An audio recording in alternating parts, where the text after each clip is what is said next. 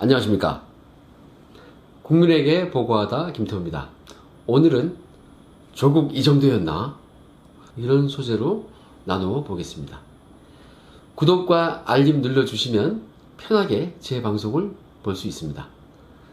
자, 지금 조국 후보자의 과거 트위터가 많이 회자가 되고 있습니다. 트위터로 이렇게 얘기했죠. 모두가 용이 될 수 없으며 그럴 필요도 없다. 개천에서 붕어, 개구리, 가재로 살아도 행복한 세상을 만드는 것이 중요하다. 이런 취지로 얘기를 했습니다. 그래 놓고 자신의 딸은 의대에, 스카이에, 의학전문대학원에 이렇게 정말 고급 교육을 시켰죠. 그렇게 보내놓고 다른 사람들한테는 특목고 등등 좋은 교육을 시키는 것에 대해서 부정적이었습니다. 참 생각이 이상합니다. 여러분, 정상적으로 보입니까? 조국의 과거 트위터를 한번 면밀히 분석을 해보면요, 재미있는 것이 상당히 많습니다. 조국은 트위터로 모든 소통과 해명을 지금 하고 있죠. 그래서 조국의 트위터에 대해서 기자들 사이에서 이런 말을 합니다. 야, 이거 없는 게 없다. 그래서 만물썰 이런 얘기가 나옵니다. 이 조국의 트위터를 보면 이런 말이 있습니다. 2012년 대선 당시에 당시 안철수 후보자의 논문과 관련된 제1저자 논란이 있었습니다. 그때 안철수 캠프의 금태섭 상황실장이 현 의원이죠. 뭐라고 얘기했냐면은 안 후보가 영문 번역을 담당했다. 또 연구기금은 지원받은 적이 없고 제3저자가 받았다. 이렇게 얘기했습니다. 그때 유민영 대변인도 이렇게 얘기했죠. 제1저자를 두고 하는 얘기가 기존 논문을 학술지에 올릴 때 안 후보 등의 도움을 받아서 내용을 보충했다. 그리고 번역 작업을 해서 이름이 함께 올려진 것으로 이는 학계에서 자연스러운 일이다. 그러면서 무엇이 문제인지 도무지 이해할 수 없다. 이렇게 반박을 했었습니다. 이런 안철수 후보의 당시 논문 1저자 논란에 대해서 그때 조국이 트위터에서 뭐라고 했냐면은, 제가 지금 트위터 캡처 화면에 나갑니다. 이렇게 얘기했죠. 참으로 무지한 소리라고 얘기하면서 이렇게 얘기했습니다. 번역해준 것만으로 논문의 공동 저자가 될 수 있다면 영문과 출신들은 논문 수천 편에 공동 저자로 이름을 올릴 수 있다. 이렇게 얘기했습니다. 여러분, 이거 딱 조국 딸 얘기 아닙니까? 그 참 자신은 그런 일을 하면서 남에게는 상당히 엄격합니다. 이게 조국의 참 모습일까요? 참 답답합니다. 지금 조국 후보자는 트위터로 엄청난 해명을 하고 있는데요.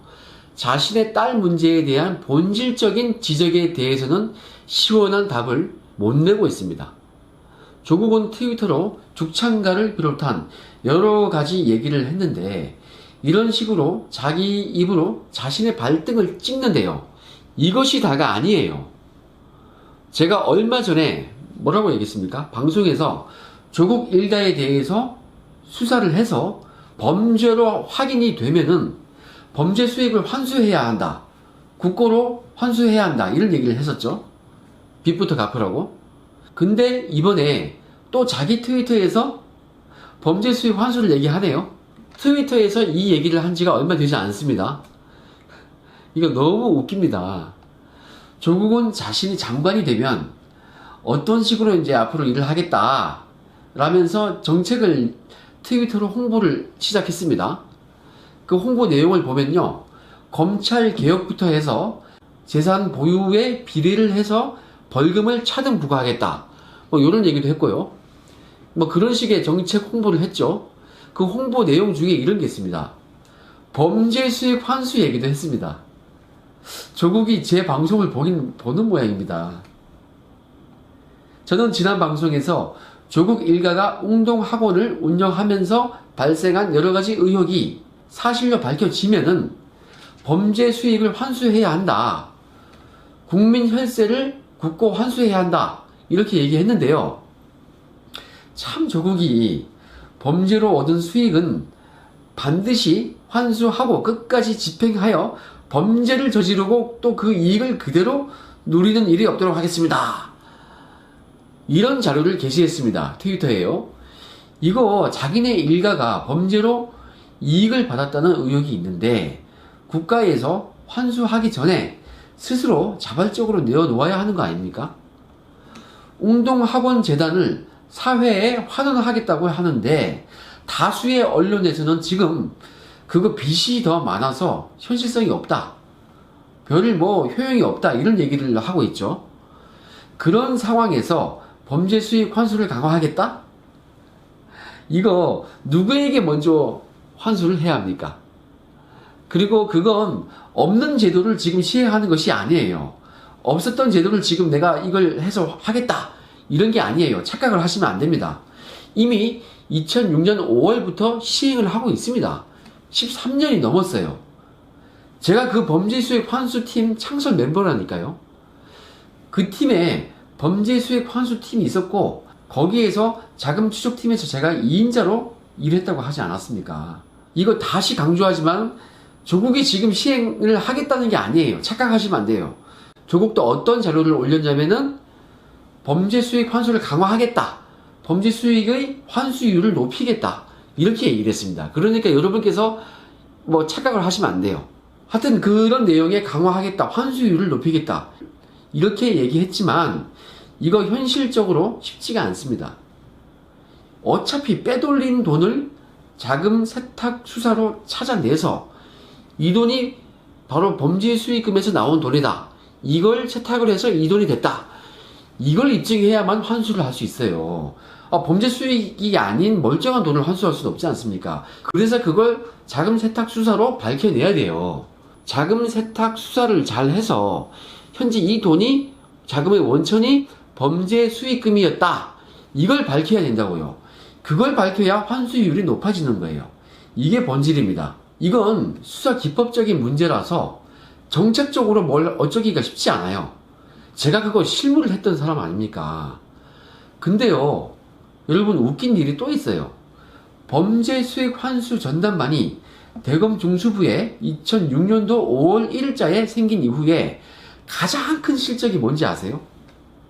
바로 노무현 정부 때 발생했던 그 유명한 사행성 오락실 게임 바다 이야기, 그 바다 이야기로 발생한 범죄 수익 환수, 그 실적이 가장 큰 실적이었습니다. 그걸로 저희 환수반을 비롯한 검찰이 큰 실적을 올렸습니다.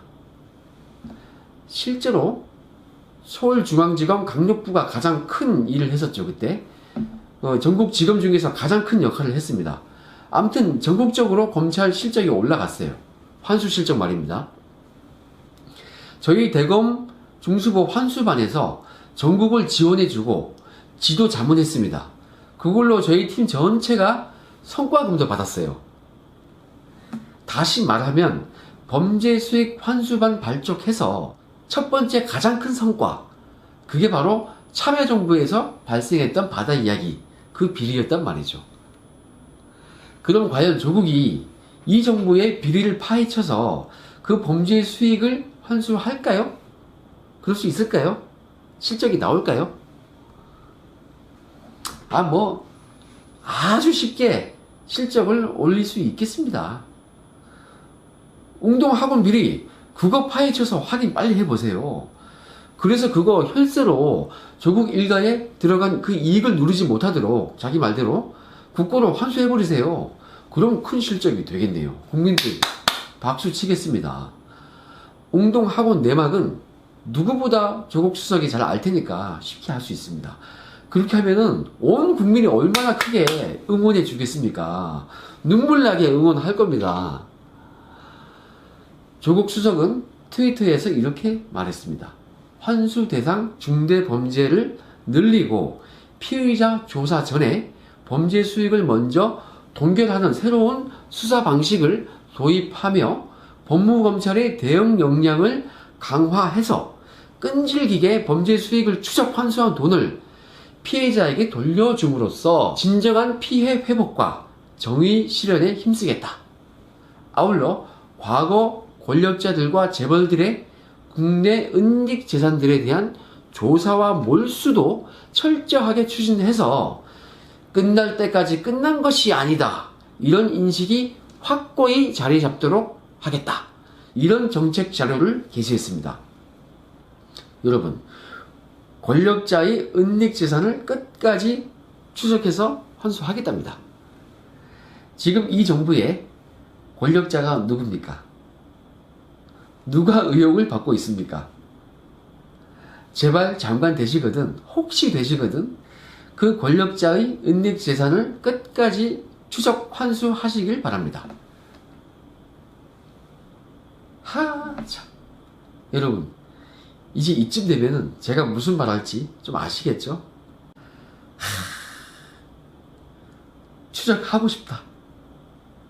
자금 추적 내 주특기인데. 김태우 하면 자금 추적인데. 환수하고 싶다. 제가 정보하기 전에 자금 세탁 수사가 주특기라고 몇 번 얘기했었죠. 그걸 해야 환수를 하거든요. 환수는 기소 전 수사 중에 몰수 추징 보전을 법원에 청구해서 확정 판결 전에 빼돌리지 못하도록 일종의 가압류를 하는 거거든요.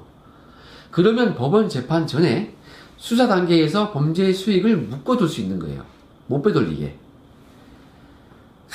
이거 웅동학원 정도의 규모면은 2주면은 할 수 있는데 2주면 딱 2주면 됩니다. 아쉽습니다. 아무튼 뭐 수석님 장관 되시거든 끝까지 추적해서 환수하시길 바랍니다. 현재 대한민국에서 누가 그 일을 제일 잘하는지 내 후배들 쫙 추천해 드릴게요. 저한테 연락 주세요. 지금 이 방송 김태우 TV 댓글에 메일 주소 하나 올려주세요. 제가 쫙 바로 연락 드릴게요. 제가 댓글 다 보거든요. 아무튼 여러분 오늘 같이 확인해 보셨죠? 저하고 어떻습니까? 조국의 트위터가 만물소리라는 게 맞네요. 없는 것이 없습니다. 이거 방송거리를 제가 그냥 주워 먹네요. 감사합니다. 스스로의 모순을 우리 조국 수석은 그대로 확인시켜 주었습니다. 역시 우리 조국 수석입니다. 여러분, 결론을 맺으려고 합니다. 이 정부에서 가장 중점 있게 추진했던 반부패 정책이 뭡니까? 채용비리죠. 젊은이들 좌절에 빠뜨린 채용비리. 그 채용비리의 요체는 뭡니까? 그거죠. 실력이 되고 깜이 되는 사람을 추천하는 것은 괜찮아요. 그것은 인재를 추천한 거예요. 청탁이 아니에요. 그건 괜찮아요. 그럼 뭐가 문제가 되느냐? 깜이 안 되는 사람, 능력 없는 사람을 그 자리에 앉히는 게 채용 비리인 겁니다. 의사가 될 실력이 없는 사람을 1.13 학점 받는 사람을 의사시키겠다고 하는 게 그게 만약에 진학한 게 아니고 채용을 했던 거라면은 그게 채용 비리죠. 깜이 안 되는 사람을 그 자리에 앉혔다. 그겁니다. 그거. 인재는 얼마든지 추천할 수 있다니까요. 그런데 조국을 보세요. 지금 딸 얘기하는 게 아니에요. 지금은 조국 자체를 보십시오. 능력 안 된다고 욕먹었죠. 지금도 욕먹고 있죠. 자녀 문제 등으로 지금 여러가지 의혹으로 도덕성에도 문제 있다고 욕먹고 있죠. 자, 그런데도 불구하고 안 된다는 국민의 여론에도 불구하고 대통령이 임명을 강행한다? 야, 이거야말로 채용비리입니다. 능력이 안 되고 깜도 안 되고 도덕성도 없다고 얘기하고 있고 상당히 신빙성이 있는데 그런데도 불구하고 임명한다? 이게 채용비리죠. 뭐가 채용비리겠습니까? 문재인 대통령은 이 방송 보시거든 제가 방금 말씀드린 이 점을 명심하셔야 됩니다. 여러분, 우리 이거 어떻게 되는지 정말 관심 있게 지켜봐야 돼요. 그러면 앞으로 어떻게 되는지 정말 지켜보겠습니다. 오늘 방송 여기까지 하겠습니다. 감사합니다.